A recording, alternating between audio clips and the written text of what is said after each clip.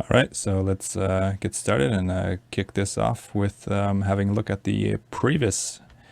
So the downloaded folder structure that you get, this project, if you unpack it, the breach, you get a pretty standard folder structure that you should be familiar with. BGO, flipbook, render, standard stuff when working with Houdini. Stuff that is usually when you set up a project in Houdini. Usually looks like this. There's some additional folders that I added. Anim folder, the comp folder, which is obviously going to be the compositing. Then an import folder where I'm also providing you some stuff, which we're going to go over later. Right now, we just want to jump into the anim folder and the folder called previs. In here, we have a movie file, a flip previs cut B version 9. And let's open this up. So this is what we're going to be creating. This is just basically flipbook that I did out of Houdini with some basic camera animation and animating a ship rising. So what you can see here is we have a couple of shots, and if you look in the bottom bar, we have the in and out. So basically when the shot starts and when it ends, then the length, if it's of interest, just to quickly see if this is a long shot or a short shot. And then we have the information of the shot number, which is basically regular order in the way they are cut. And then we have the information on the camera and the current frame, if we at some point want to refer to when something is happening.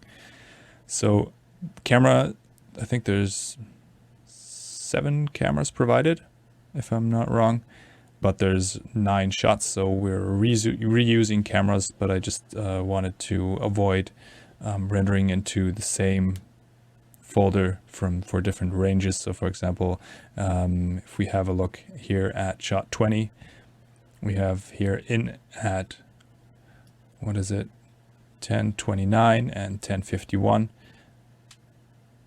1009 and 1039, sorry for that. And if we continue, the shot is going to appear again here, cut in from 1041 and 1131. So basically the camera is coming up multiple times, I think even at the end again. Yeah, so from 1177 to 1221. So also like different lengths. And if we would just render that straight into all the same folder, we'd have to basically like skip the empty parts, and then it's just going to make it a bit complicated, and that way it's easier to keep track and also to manage it. So just don't get confused between the shot and the camera. So if we have a look at this, basically we have pillars shooting out of the water. In the beginning you can, I mean, you're probably not going to notice it in the previous, but in the final you will see it, I hope. So if we zoom in really far, you can see there is a pillar shooting out of the water. All right, and next shot, it's the same pillar, the one over here shooting out, and then we have the other pillars coming as well, and then we have a close-up of those pillars shooting out of the water, and then a medium shot where we have 2 pillars next to each other, and then back to a wider shot where we have everything in view, and then we have the ship coming out of the water, and then we cut to a close-up one, back to the wider one, and then 2 top shots, which are basically the same animation, just a different focal length. And this is just to add a bit more interesting, make it look a bit more interesting, because it's all going to be one sim, and we're just filming it from different angles, or rendering it from different angles. So to have it look a bit more dramatic, cinematic, and to sell it a bit more. Obviously, you can say you just want to render it from one cam. Just choose one, for example, this one, say just, I don't know, you're going to render 100 frames from here and that's it. Do whatever you like.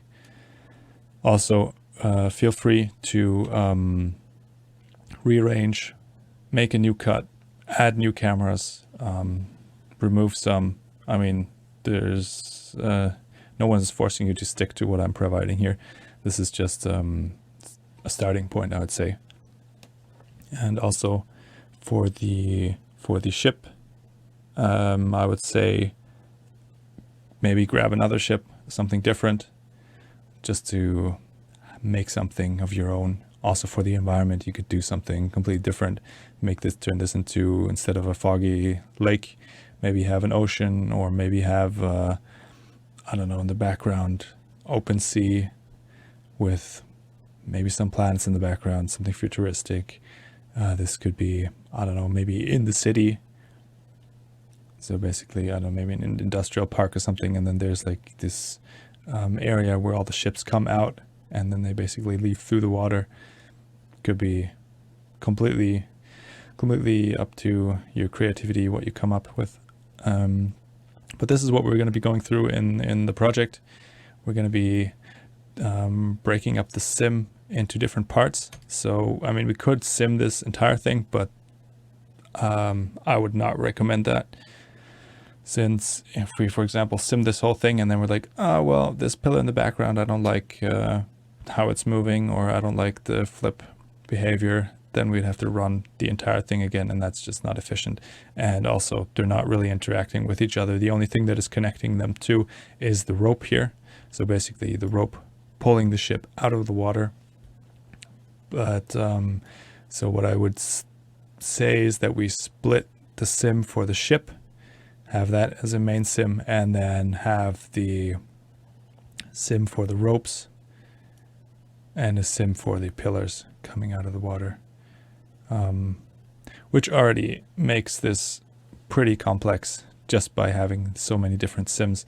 So we're, for example, if we just look at just the ship, we're going to have the flip sim for the ship. Then we're going to have a whitewater sim, foam, mist, additional smoke, and that's just for the ship. And then we add that to the pillars for each one of them. And then we'll have to see, but probably we'll add something for the ropes as well. Maybe some additional stuff that is coming off, maybe just a bit of mist off of the, or a bit of foam coming off of the ropes, just to make them pop a bit more, because they're hardly visible. Like if you zoom in here, you can see, yeah, there is a rope. And I guess rendered, it's probably not going to be as visible. So if we add an effect on top of that, it's just going to help show that there's like some additional stuff going on here. Also, what I did, if you can see, the guns here are opening up and then coming out. Thought it would be interesting to have like some additional animation. Probably not going to see it when this whole thing is covered in water and white water and foam and mist and stuff. So, but we'll see. Might give them some additional interesting stuff happening, especially when it comes out and maybe there's like some water that gets pushed away and then creates some interesting movement. We'll have to see. So I think this covers the previous part. So basically we now know what we will be doing, what we want to do. And then I think we'll jump into the next section where we're going to have a look at reference.